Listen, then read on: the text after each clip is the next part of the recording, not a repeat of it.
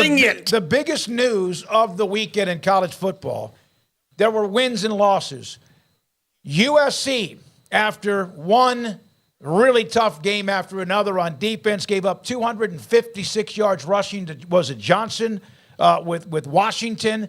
And Alex Grinch, who came to USC with Lincoln Riley, is out as the USC defensive coordinator. So 49 points that you gave up wasn't enough, but 52. That was the line that you had to go over, and it's about time. I saw Bruce Feldman throw out, some names today. One of whom I hadn't even thought about because he's an analyst on the Illinois staff. But if I'm Lincoln Riley, I'm calling Jim Leonard tomorrow and seeing if I can get him there as soon as possible to start working on fixing what is keeping your team from being a college football playoff contender. Yeah, I mean, something had to give. I don't know about who they go and pivot to at this point, but, something had to give in general. And when you're giving up the amount of rushing yards they were giving up to Dylan Johnson and the Huskies, who have not run the ball, very much or effectively at all this year, you're giving up an obscene amount of yards on the ground to an offense that doesn't run for 200-plus yards on a regular basis. It's very clear just how problematic that defense has become when you're giving up 52 points and just having to hope that every game is a shootout that you can win. You're scoring 42, and you're not taking care of business still. Something's got to give. I mean, they've got the offense. They've proven that they have the offense. They have the quarterback. They have some talent, but 3 out of their last 4 they've lost now, giving up 48 to Notre Dame, giving up 34 to a Utah team that we know doesn't have a great offense by any means. Arizona State disagrees. Yeah, I mean, they could disagree, but gave up 49 in a win to Cal. You beat them 50 to 49, and then you give up 52 in a loss. So, I mean, the last 4 weeks, 48 in a loss, 34 in a loss, 49 in a win, and 52 in a loss. I mean, something. I mean, you didn't have to explain to him why he was getting fired, I don't think. You're just like, yep, pink slip, here you go. And he just turned around like the Homer Simpson meme of just like in and out the door right away.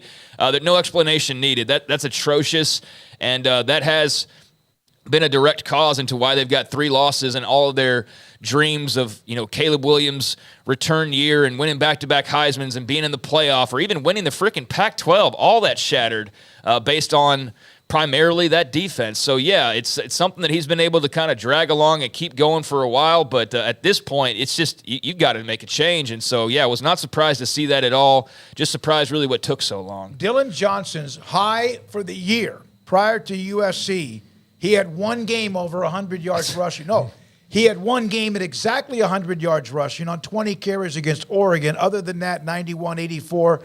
Nothing at all against Arizona State. Had 6 yards, and most of it out 66-71. So there we are. They don't run the football. With USC. I know. And that's my point. So to see him go for 256 and 4 tutties. Yeah, and 4 touchdowns. Like, I mean, come on. If there was ever going to be a game to get Alex Grinch fired, it had to be that game, because I don't know how you possibly could have gone through this week and been like, no, it's, we like what's going, or I don't know even what he's been saying about Alex Grinch, honestly, other than they haven't made the move until now. So he said over and over and over again that was a predetermined narrative that people were going to have about the USC defense. Yeah, well, I mean, numbers. I'm not big on numbers dictating every single thing, but they certainly tell the tale here, especially over the last 4 weeks. And so, yeah, I mean, that's embarrassing that they gave up that amount of yards on the ground.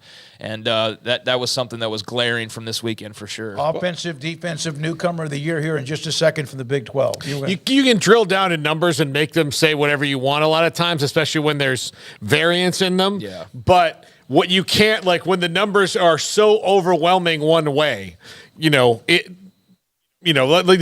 felt for a little while that Lincoln Riley was kind of like a flat earth truther. Like, listen, the evidence is not out there that the earth is round. You're like, man, I just watch your defense chasing after Scattaboo and Johnson and like all these guys.